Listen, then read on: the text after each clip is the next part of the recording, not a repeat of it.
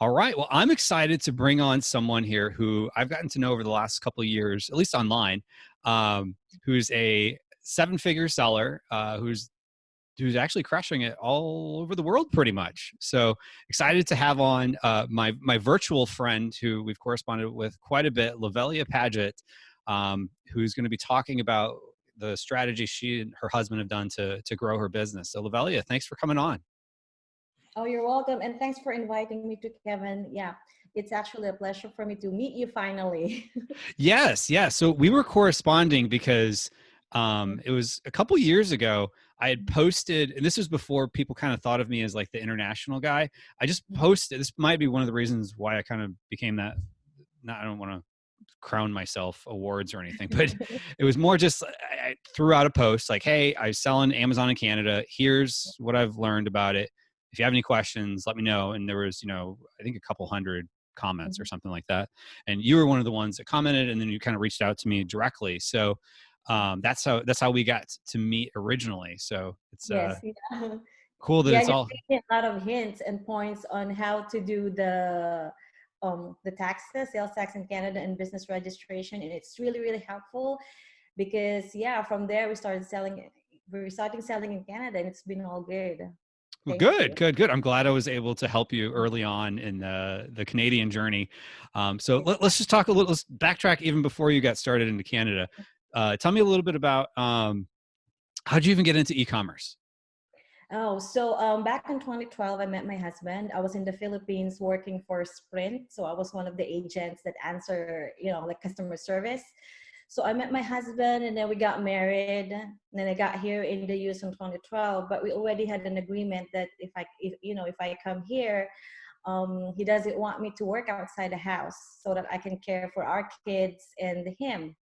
Mm-hmm. So we actually started with eBay. I was reading some books. So when I just got here, I don't have any friends. So I started reading books. I ordered in eBay. After reading in eBay, what I do, I would sell it. And then my cousin, she gave me a bag. She said, I'm going to give you a welcome gift because Mm-hmm. at that time, we don't really have much. Me and my husband, we just got married and, all the money that we paid for the immigration. So my cousin said that she's gonna give me a bag, as a welcome present. So I told her, "Is it okay if I'll just sell this bag because we need?" Mm-hmm. Yeah, I said we need more money than bag. We only have $75 at that time. Oh wow. So, yeah, so my cousin said, "Yeah, sure, do whatever you want. It's all yours." So I listed it in eBay, and then to Okay. my surprise, me and my husband were surprised. It was sold in less than an hour. Oh wow. So you basically you went and Uh-huh, you studied and you said, uh-huh, I'm going to make a case study uh-huh, using a gift I have, and then you're uh-huh. going to sell it. So you took action right away. So that's great. Yeah, I took the action right away. And then yeah, after that we decided, okay, we're gonna start selling in eBay. So we did our first product actually are the watches. We attended the ASD and then yeah, in Las Vegas because we were living Right. in Las Vegas at that time. But then it doesn't really take off that good. I mean, it's good. We get $150 like profit a month, and I was so happy. I was like, oh my god, I'm earning $150. Right. Right. Yeah, and then my husband, after a while, we want to level up. We want more than $150. Right. Right. Oh. Right. So he started looking in Amazon, and I believe at that time, 2012, they actually give you your own account manager. Oh, everybody got an account manager back then? Yes, yeah, Oh that was wow. 2012. Yeah, the Very account early manager.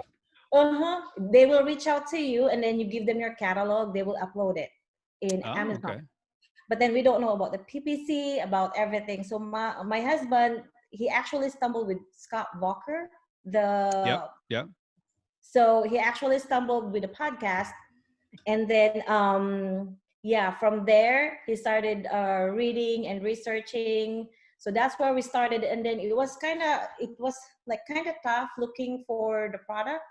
So we were looking at different kinds of products at that time, but I love cooking. He loves eating and barbecue. So we decided that we're gonna pick the kitchen products. Okay, gotcha. Now, Uh, before that, when you first got started on Amazon, were you selling like reselling products and then you decided to do the private label once you kind of found Scott? well, with Amazon, yes, that's what we do. But Okay. then we didn't really, because we don't know that there's the PPC ads at that time, so there's no ads.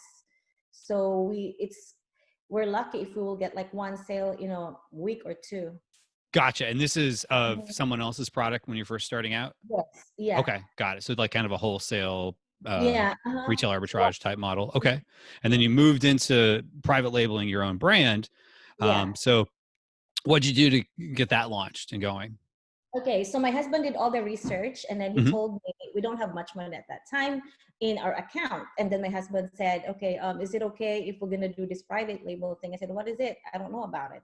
And he said, he explained it to me, and then I said, okay, how much capital do we need? And he said, well, he was telling me about like 3,500, and I was so skeptical. I was like, that's a lot of money. Right. And he said, we think about, okay, we're gonna gamble it.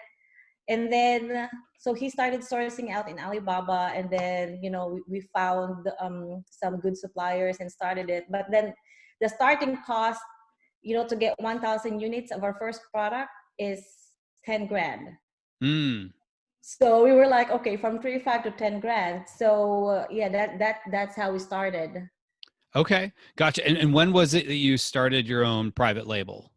We started, that was February of 2016. But the process before that, February 2016 is when we officially launched, but we were doing it as far as somewhere September or October of 2015, to make it all ready, like the Right. label, the name, it was like, we need to discuss what's going to be the name of Right. our product, the brand. So yeah, like 4 months. Okay. How long were you selling on Amazon, reselling other brands before you launched in February 16? That 12, 15, 14, probably about 3 years. About 3 years. Okay. So you had some time to kind of learn the system, but you were realizing you wanted to create your own brand. Do you still resell other brands too? No, not anymore. Okay. So you moved strictly into the private label side of things. Okay. So tell me a little bit about kind of what you did as you're growing. Okay. So we were selling in Amazon. Yeah. Amazon.com at that time. And then we decided to do the PPC. So I actually, we hired some people to manage our PPC. And then eventually I decided to go on a training with PPC. Mm-hmm. So yeah, so I will learn it. And then from Amazon.com, we decided to, expand in Amazon Canada. Mm-hmm. And then expand in we expanded in Europe first, and then we go Amazon Canada. Okay. So yeah, that's what we're doing, because we're like, we're going to be shipping this from one warehouse, might as well ship it to different countries. Gotcha. So you're doing the model of you're making an order. So you're just kind of shifting around your order between Europe and Canada and the US. Okay, Yeah. cool. So tell me a little bit about, what was that process like of launching into Canada and Europe? Okay, for Canada and Europe, I actually, because before in US, there's like, you can get reviews, right? Right. You go this, get some reviewers to review it for you, but Amazon changed the rules, right? You can't do it anymore. So we actually launched the process in Canada and Europe only by PPC alone. Right. Yeah, that's generally what I do in Europe and Canada. I find that, because the reviews come over. In fact, even more, they're showing more than they used to. Yeah. It used to be, they would kind of go away once you had a review or two in that country, but now they're still kind of all there. It seems like they're constantly playing with that. So I don't want people to say like, oh, it's definitely 100% going to be there. But, it does make it nice because you're not starting over from scratch. So what has it impacted for your business to sell in Canada and Europe? Well, at first when we met, it was really slow. I only get I'm lucky to get like probably 10 a day. I'll be so lucky. Mm-hmm. I only get 2, 3. So we bump up the PPC, and I enter this PPC class, or it's really a good class. So I learned a lot how to manage the PPC. So now, from 1 to 2 a day, we get 60 a day. And that's in the US or that's in? That's in Canada. In the US, okay. It's like in the US, we probably get about quadruple of that. Okay. So basically, whatever you're selling in the US, you're saying about another 25%. Yeah, probably sales. 25%. Okay. That's good. That's on the higher side. Yeah. of what I see from people. But that's good because it's one of those things you would never have known that if you didn't at least try it, right? Yes, yeah. Yeah, because no harm trying. You see, once you're selling in Amazon, I know a lot of sellers, they're afraid to go move to a different marketplace because what if it's not sell, it won't sell or something. But just try it, learn the system, and then try it. You don't need to add, they don't need to add like 500 units or something. Just try with 100 units first. That's what we always do. Try 100 units and Right. see how it goes, and then just do it slowly. Right, exactly. Because once you start getting the data, is this Mm-hmm. product going to sell or not sell? And worst Uh-huh. case scenario, to your point, if you start with a small amount and for whatever reason it's just not a fit for that country, well, Mm-hmm. oh well, it's Yeah. you tried, but Uh-huh. you'll never get the data of getting the extra 25% bump in one country if you don't Mm-hmm. try. So, what are your results like in Europe? In Europe, actually, it's about 40% bump from our US. Yeah, from our Okay. US. That's 40. So you're seeing about, if my math is correct Mhm. here, between Mhm. Canada and Europe, about an extra 65% on top of your US sales. Yes, yeah. Okay. Now, is your niche pretty competitive in the Oh, US? yes. Yeah, it is actually pretty competitive because we're in the kitchen product, a lot of cooking, a lot. Like I see every year a lot of competitors launching the products, but the most important thing is you don't just sell like us. We don't sell. We do this because of our passion, and Right. what we do, you need to get out of your comfort zone and start sharing your experience, and you need to put a face on your product. You need to create a brand that Right. people trust, not just like, okay, I need this for my cooking and I'll buy it. No, you need to, so that they will understand why you create a product. It's more of a like a passion way of selling it. Right, right, right, right. Okay, good. So we'll get into the brands component here in a moment because I think there's a lot to talk about there. But I do want to talk about real quick um, on the international side. You said that there's a lot of competition in the U.S. Is there as much competition that you're seeing in Europe and Canada? The problem, okay, it's actually different. Like in Europe, the competition is they sell lower price. So if we sell lower price with a 20% VAT and then 19% in VAT in Germany, 21 Mhm. in Spain, it's hard to compete because Right. like one product is like nine euro and then ours is like 25-30 euro. Okay. So it's gonna be hard, but like what I was saying, what we did is we actually enhance our brand Uh so huh. that we can sell it that for that purpose, and we put a good warranty on our product, a good customer service. That's the most important thing. Okay. So Uh-huh. if I'm understanding this correctly, in Europe, you're selling at about 3 times what the competition is, and you're still Uh-huh. making sales. So that means your margin is a competitive advantage over your competition because you could sell fewer products and make more money to the bank than they are. Am I understanding that correctly? Yes, yeah, sort of like Oh, that. okay, good deal, good deal. Yeah, so I understand it's not exactly Yeah, apples to apples. So let's yeah. talk about the brand component because I know you're really passionate about that. So tell me a little bit about the branding and what you're doing for all that. Okay, so what we did before is we're just focusing on Amazon and PPC. Uh So huh. since I love cooking, there's with one of my friend and mentor too. He told me that you need to like use that passion in order for you in order to for you to reach out to people. So what I did is I actually have a Facebook, like a Facebook page at first that I was just using for my cooking, and I rebranded to our products. So Okay. I use our products, and then because I'm really a shy person when it comes to the camera, I cannot do. This is my first time to do this You're live thing, doing phenomenal. so I'm so afraid to do that. So yeah, what we did, I would cook, and then I would take photos, and then share to them the experience and what's the advantage of our products. And then we actually have social media like Uh-huh. Instagram, Facebook, and then we run giveaways too.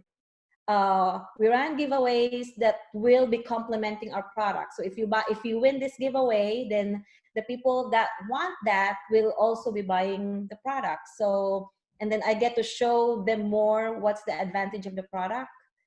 And then we created a website and then YouTube. So basically all the social media Hmm. wherein people will go, we started doing that. So a lot of people are able to know of our product, especially those that are in Canada, or in Europe. They were able to see it if they check on Facebook. And then I also got some influencer from, actually, she's from Romania. Oh, okay. She loves cooking, so she would use our product to do the cooking and do the videos.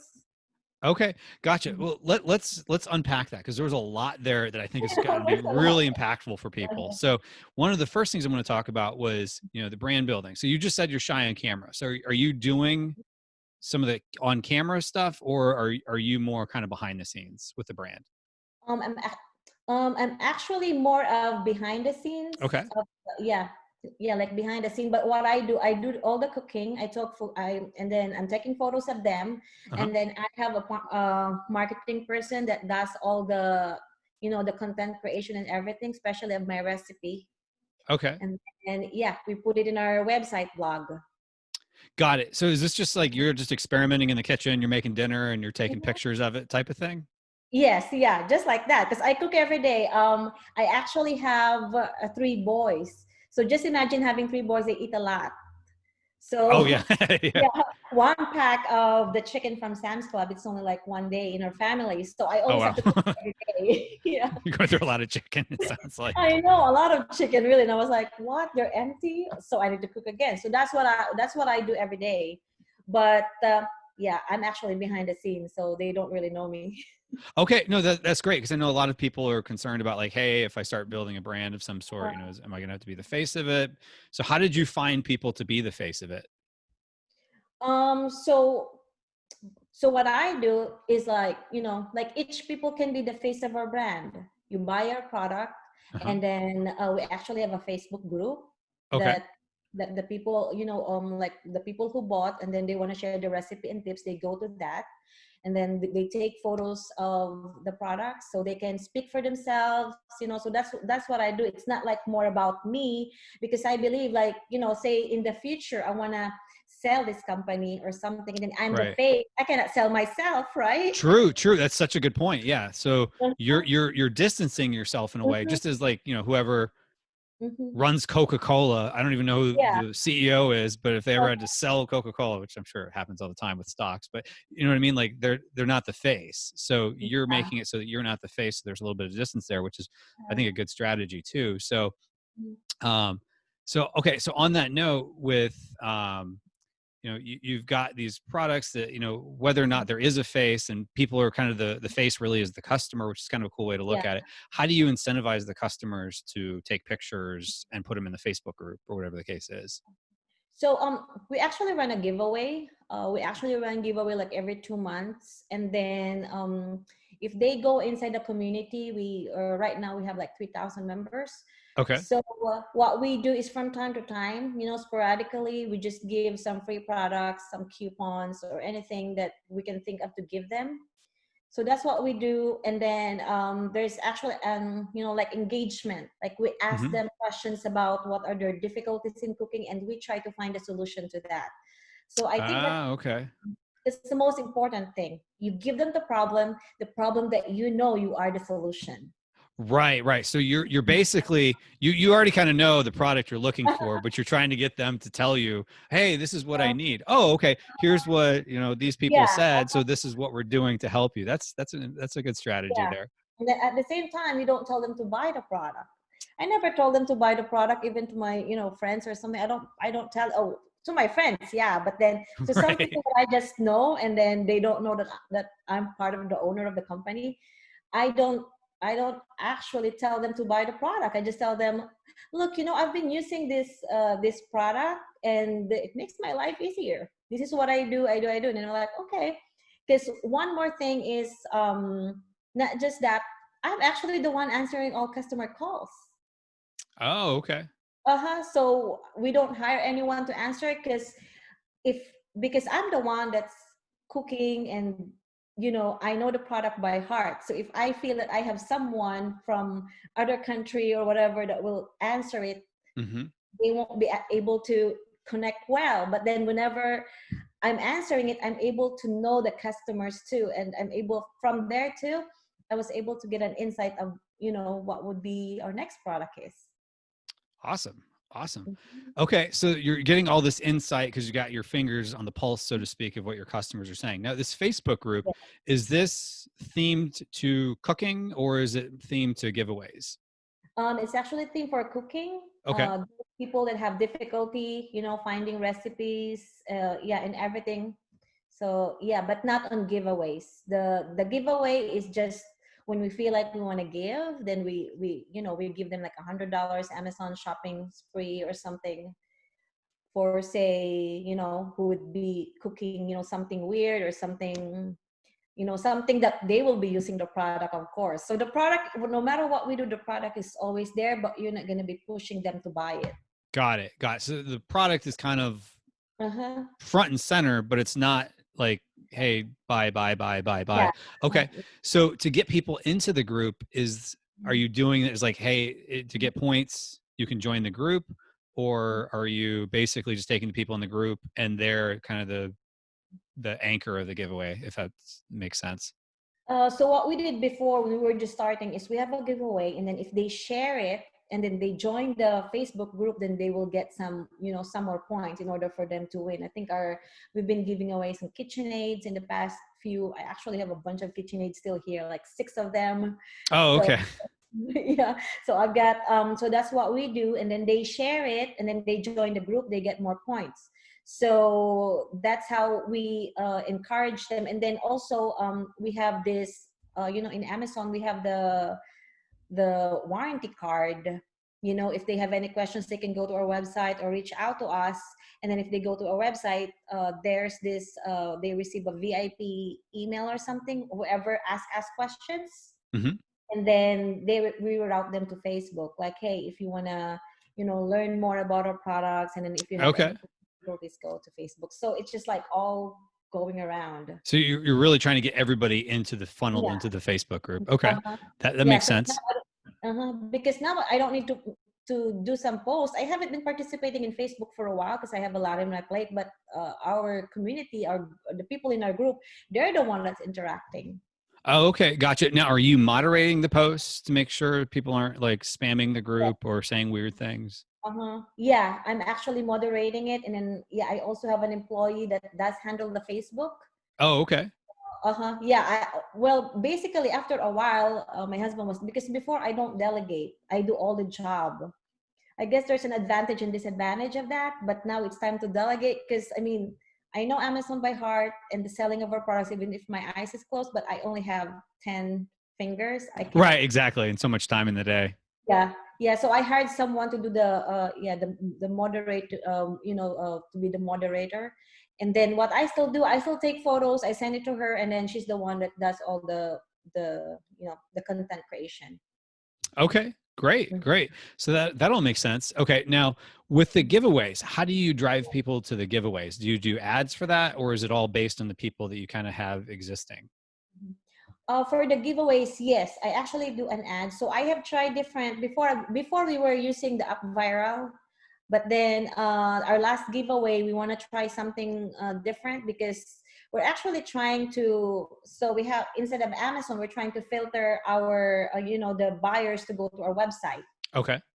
So we have Amazon. So if you want Amazon, you can go there. If you want website, you go. So what we do is we actually the giveaway would be more of getting sales. So yeah, that's our last giveaway.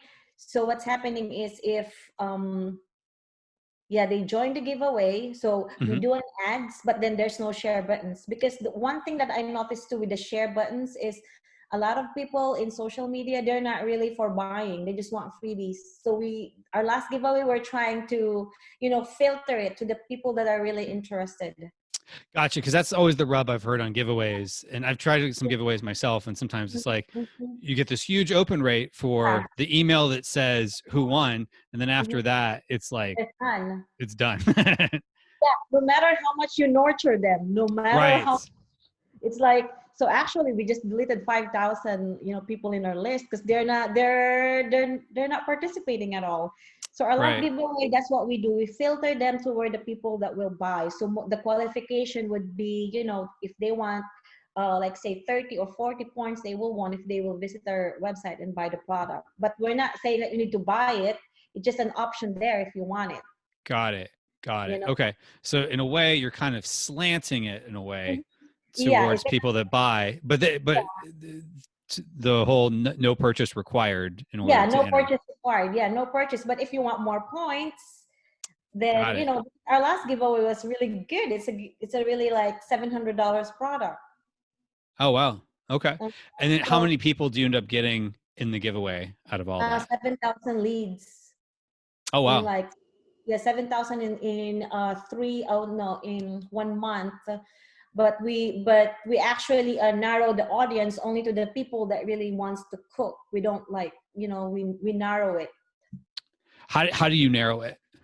Like when you go to the ads, Uh-huh. so like there's different categories. Well, I'm not really the one doing the ads, but this is Right. we have an The general expert. philosophy.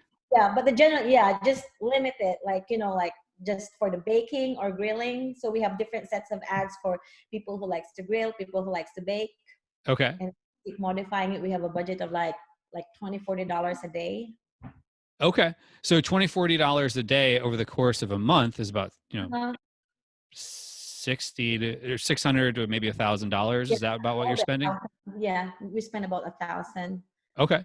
So think about it though, $1,000 Mm-hmm. plus 700 for the KitchenAids, that's 1,700 to get Mm-hmm. 7,000 emails. Mm-hmm. It's pretty good return per email, right? Yeah, but this is what we do. This is actually a good tip for all the sellers there. If you want to do this, it's my husband's idea. And what we did is we collaborate. We talk to these big brands, and tell them that big brands that will complement our product. And we introduce ourselves, and then we tell them, look, we're going to be running a giveaway, and we want your product to be our lead magnet. Oh, okay. So you're getting So companies to give you. So did KitchenAid give you this? no, not KitchenAid, because KitchenAid, I got those product like last year during Black Friday. That's where I Oh, get them. that's a good tip. So Black Oh yeah. Friday, you can buy your giveaways. Okay. Because you know Okay. you're going to Yeah. get good deals. And the good tip is go get a calls, because if you go get a calls to get a cash back, you get a cash back and then more discounts. So by the time that you Okay. got a bunch, you will be able to get one stuff for free with all the cash backs. Okay. Gotcha. And you're buying this at uh where at? I'm buying at Kohl's.com Oh, on Black Kohl's. Friday. Okay, got it. Got it. Okay, so Because Kohl's, of the Black Friday, discount. all the Kohl's cash and other Yes, stuff. the Kohl's cash and everything. So I'm actually able to get free products for for the house. That's what Right. Gotcha. yeah. So you're doing the giveaway, you're getting all this email. And then Yeah. on the back end, like how Mhm. much traffic or how much sales do you think you're getting off your giveaway? For the giveaway, like the last giveaway that we got like probably only like 2% sale, but we got seven. How like if we spend like about 1,000, then we'll get about 1,200 for sales. So it's Oh, not okay, that got it. So much. Mm-hmm. Because either way, you're kind of losing money, but at uh, the end, you're planting seeds to get people mhm. on your list, find the right engaged audience, and then these are people now you can launch to in the future and things of that nature. Is that kind of the philosophy? Yes, yeah, because actually the website, this is our first time. We're not the expert yet with the website, because we just launched we launched the website with its own with its own cart, like add to cart, Okay. last December. So we're newbie and we're still experimenting. So we are on this process. Now our next target is we're gonna do dynamic ads. Since we already did a giveaway, and then this is what we get, we kinda lose a bit money with that, but we get the 7,000 leads. Now I told our advertising manager, let's do dynamic ads. So we will have another data as well. So then we can compare, and then we can decide which route we're gonna get. But the one that I mentioned, that's really a good thing to do, reach out to these big companies, because they would love it. It's actually a free marketing for them. So Hmm. it's a win-win situation. Yeah, that's great. So to your point, like, you're giving them Mm. free attention. because you're kind of become sort of a influencer. Your brand has Yeah. become an influencer in the space of cookware, and it's harder and harder to get in front of people for brands, you know, because you can't just throw an ad on TV and everybody comes running. They got to find new ways to find audience. So you have an engaged audience who's what they have. So you have a lot to offer, probably more than a lot of people might even realize, maybe if they have a similar thing. So, okay. So then you're getting the free product there, which helps offset some of your costs. But then you can always go to Black Friday at Kohl's or wherever else, and then, you know, potentially get cash back and things like that to help with other things. So there's multiple benefits there. So, okay. So, all right. So as I'm understanding it, oh, actually one more thing I want to dive into here is you mentioned influencers. You found an influencer in Romania. So tell me a little bit how you find the influencers and what has that done to impact your brand? Okay, so yeah, for the influencer, we all know there's no influencer that will say, okay, I'll test your brand, I'm gonna, do this for free. But I found this girl in Romania, and it's actually my husband who found her in Fiverr. He Okay. used to be in Fiverr, so he charged. At first, she was charging us high, and then we talked to her. He say, why not just work for us? We will send you all our products. You're gonna create our video, and every video that you create, we're gonna pay you $50. Got it. Okay. So So, so she's the one that's creating all your content? no, we actually have another influencer. I found one, and this is a good opportunity. Remember, guys, if you have a Facebook group, Uh-huh. you need to pay attention to all the people that's posting, because we have a Facebook in the Facebook group. I see some people that post that are really good in cooking and has good photos, so I offer them too. I offer them, okay, I'll send you all my products for free, and if you need Sure. more, I'll be supplying it to you. No, and then I will buy your photos. Take a photo, send it to me. I will pick whatever photos I want. I'll buy it, and then I'll pay you upfront in PayPal.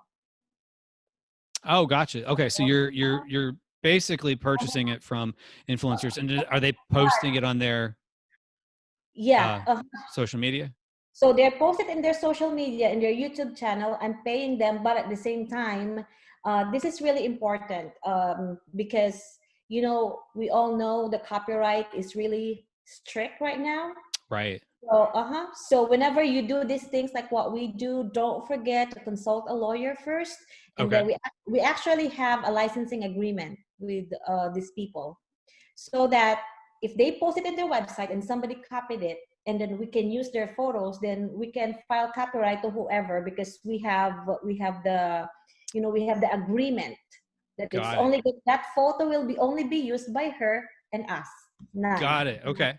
That's smart. So that way too, it's all in black and white, and it's not like, hey, I thought this was our agreement. You had a lawyer Yeah. draft all this up. Okay. Good, Mhm. good, good. So how has the branding, all these social media and things like that, is that helping you outside of the US, or is that mostly just in the US? Most in the US, but I also get some inquiry from Germany. Normally Germany and Canada, I get some inquiry that they say they saw it in Facebook, and then they want to get the product. There's even one guy he's from Switzerland, is kind of disappointed. I feel bad for him because he wants the product so bad, but then, they don't ship, Amazon doesn't ship to Switzerland. Oh, okay, gotcha. So are you sending these people to like amazon.ca or amazon.de? No. Right now, what I do, the Amazon is concentrated on PPC. That's the advertisement. And Okay. then whatever we're doing for our brand, which is going to be on the website alone. But if Got there's it. So it's kind of a separation between the two at this yeah, point. separation. But if there's no choice, say for example, you're from Germany and you want to get the product, but I can send it to you from the US, I direct them to Amazon. Got it. Got it. So do you have third-party fulfillment centers that are getting some of your orders for European customers and Canadian customers that are buying on your Uh, website? no, what we do is we actually have we link it with because we're using WordPress, Okay. so we link it with ShipStation. It's automatic from Amazon, so Amazon is the third party. So I don't need Oh, to pay. gotcha. Okay, got it. So you're still shipping it from there. Got it. Okay. And is your pricing on your website less than on Amazon now that that's not an issue? Yeah, it's actually less than now. I just get feedback that it's okay. It's Right. okay to do it. That Amazon already allowed finally that it's not gonna be, so our uh, our price is a lot less in the website. But because of the COVID, we had a big problem with the inventory. I know a lot of sellers are facing this problem too. Mm-hmm. So we have to price our product in Amazon's kind of bit a lot higher than the website. Got it. So you're basically almost trying to slow down your Amazon sales. Yes, yeah.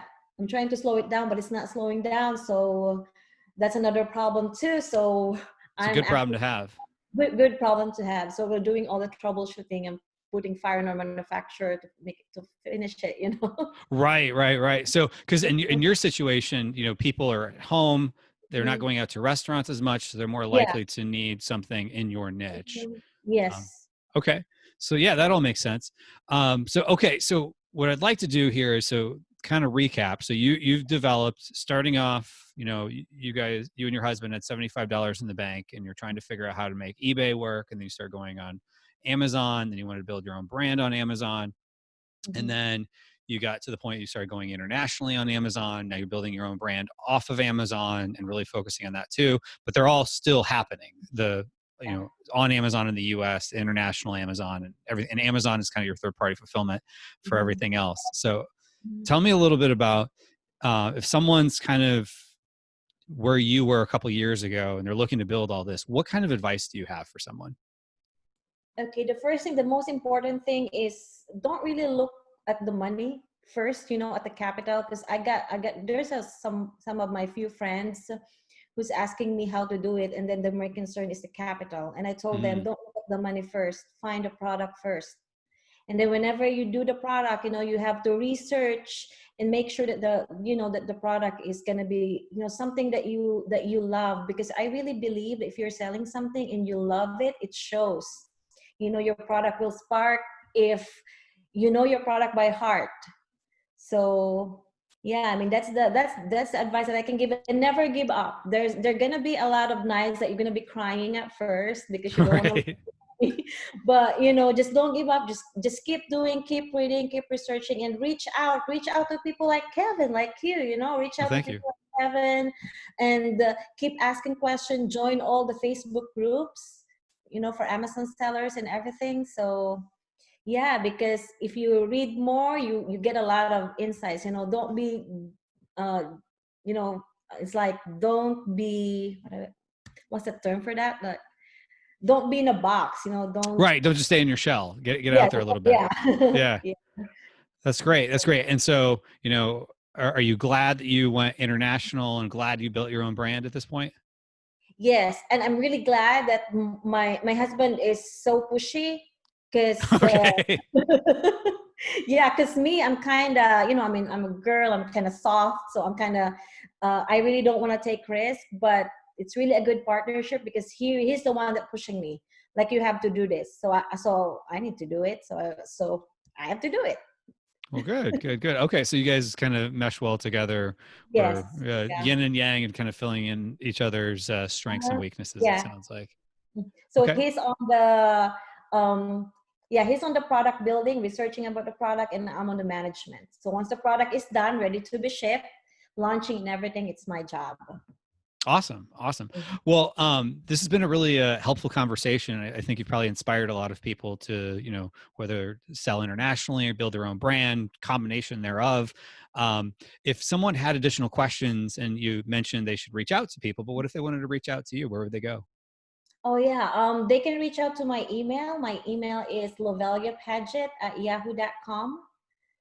Okay. So yeah, I'll give it to you too. So you can probably drop in the notes or Yeah, something. I'll make sure that's in the notes in the description. So for Yeah. those watching on YouTube, it'll be in the description, Mhm. as well as for those watching on or listening, I should say, on the podcast. It will be in the show notes for this episode. So you can go to maximizingecommerce.com and just click on the podcast tab and find this episode, and you can reach out to Lovella because this has been very informative. You've got my wheels turning because I know where you've been along the lines, and Yes. you've grown quite a bit. So it's a uh, really nice to see your journey and how far you've come. Really, just as far as I know, even just in the last year. I mean, I know your international sales have really taken off, and then this branding you've done. Um, uh, I'm very impressed. So I'm glad we had Okay. this chance to connect. Yeah, thanks a lot. Yeah, it's a pleasure. Awesome. Well, thanks so much, Lovella.